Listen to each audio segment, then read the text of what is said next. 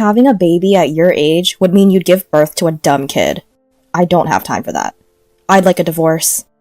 That's what my husband said after finding out that I was pregnant. To him, a wife and a child were just assets to his life. If the asset didn't suit him, he'd move on to the next. We were replaceable. But 30 years passed, and he was stunned to discover how my daughter turned out.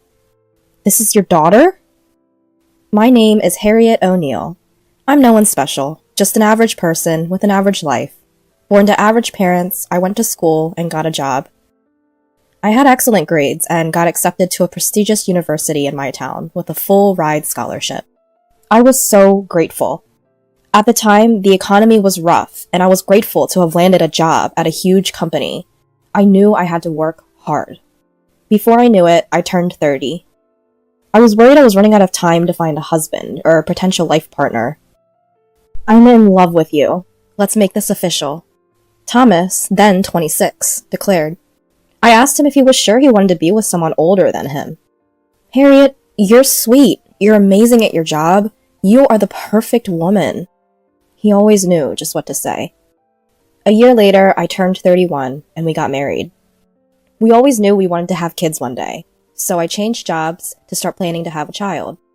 However, a year passed, and then 3 years passed, and then 5. We still hadn't fallen pregnant. We decided to give up on trying and get used to the idea of living life as a childless couple. Then I turned 41, and my doctor had some shocking news. You're pregnant. I had been waiting to hear those words for over 10 years. I went to tell Thomas the exciting, shocking news. Huh? You're pregnant? Right now? He didn't sound too happy. Aren't you excited? No, I'm not excited. You're 41. Thomas shook his head. You're too old to be pregnant, and you're too old to have a child. Aren't you embarrassed by that at all? No, I don't think I'm too old.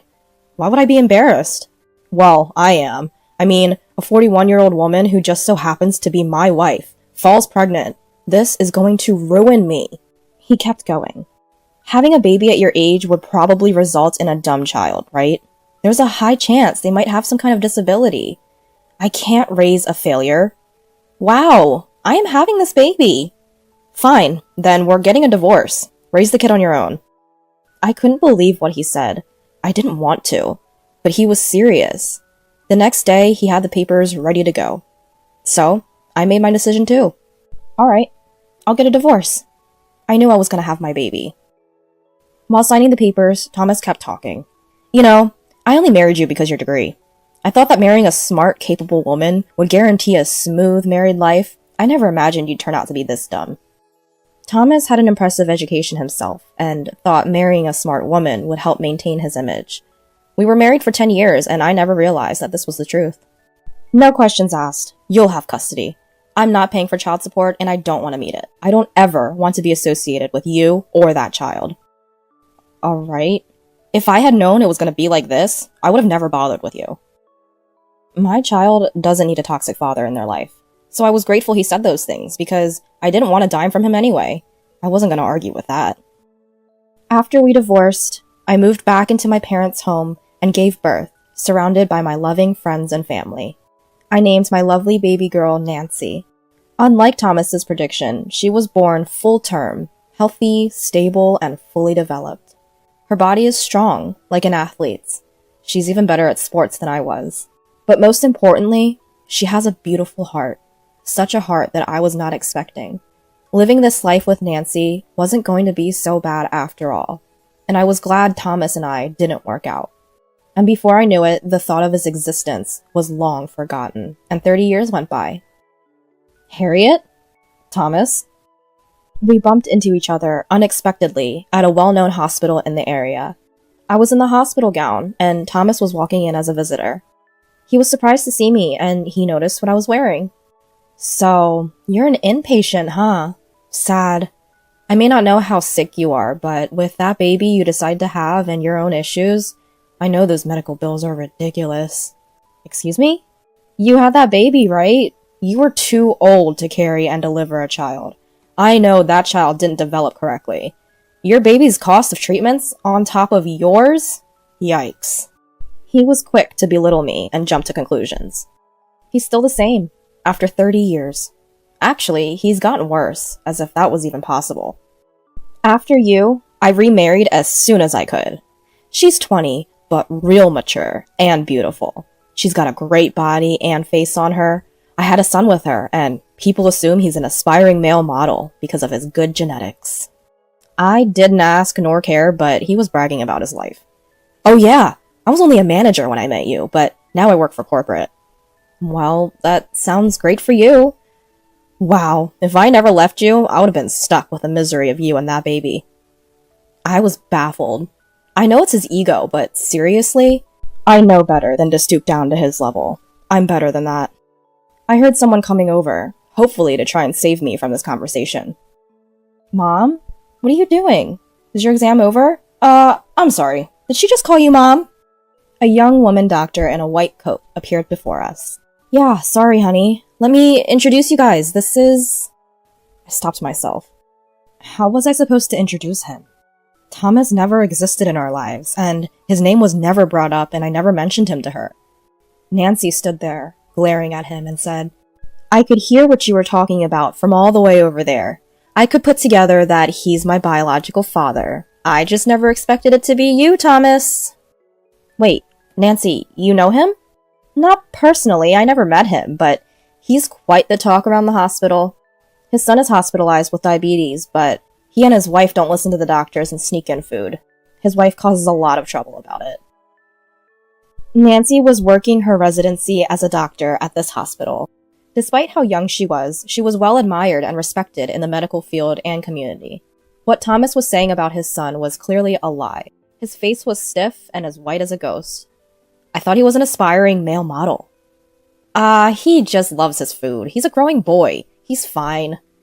Nancy sighed annoyingly at him. Please throw away whatever is in that bag of yours. I know it's filled with snacks and sodas. Thomas, if you continue to do this, we'll have to take action on behalf of the hospital. You're my daughter, right? And you're a doctor, so fix my son. I am not your daughter, and you don't get to call me that. You're a stranger, no father of mine. You're just the father of a patient. Nothing more, nothing less. She immediately shut him down. Whatever. You let that doctor head of yours get to your ego, acting all superior and better than me. Excuse me? Who cares that you're a doctor? You're useless. I work as the head of a multi-million-dollar corporation. He was trying to compete with her. He wanted to establish his authority over her and put her in her place. A typical thing for Thomas to do. Regardless, your mother is an old wrinkled hag who needs to be hospitalized and will be alone for the rest of their life. You have nothing on me. You're a loser. You lost. Thomas laughed loudly. He got some things wrong though, so I wanted to correct him. Thomas, I'm wearing a gown because I'm here for a checkup, not because I'm an inpatient. I came for an exam because the hospital director recommended it, who also happens to be my husband. Huh? Director, your husband? Thomas shrieked in disbelief. Yes, my husband is the director of this hospital. After the divorce, I found a new job so that I could afford to raise Nancy. I met my husband at this job. It was a medical supply company. He was a doctor there at the time, and we got married. He loved Nancy the moment he met her. Nancy quickly grew attached and wanted to become a doctor just like him. So she fulfilled her dream and now works here with him. Your daughter is a doctor, and your husband is the hospital director? No way. How are you living a better life than me? His ego was shot, and he lowered his head, grumbling at himself. Mom, let's go. Okay, but just leave him. He's not our problem.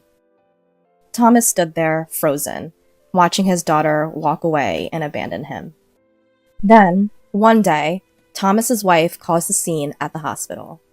The doctor demanded, once again, stop bringing outside food and drinks into the hospital. Instead of being respectful, she was immediately defensive. She started to become physical with the nurse and was forced to be escorted out. They were denied care and were banned from the hospital. No other hospitals were able to take them in, and they were forced to provide him with home care instead. His diet stayed the same, however, and his condition worsened. I have no idea what Thomas was thinking, because he came looking and begging for Nancy's help afterwards. Please, do something. Why should I have to do something for someone I don't even know? I'm your father, and my father is the hospital director. What are you talking about? You rejected me before I was even born, and now you're saying you're my father? You should be ashamed of yourself. Nancy ignored him, and she didn't think twice about it. Thomas's finances were dwindling due to his son's medical bills. His wife spent their money splurging on herself, and she wasn't helping. At this point, the rest of his life wasn't looking too good. It was proven to be true, because Thomas eventually found his way to our house to try and negotiate with my husband and I. But my husband cut him off and threatened him. If you don't leave right now, I will call the police. He marched away and left, his car speeding off the property. I received my results of the exam I had at the hospital, and everything looked good. I was worried because of my age, but thanks to my husband, a caring hospital director, and my daughter, a brilliant doctor, I was in good hands. It's because of them that I know I will always be happy and healthy. Life is unpredictable, but I want to live a life without regrets. And as for me, the decision I made that day is one that I will never regret.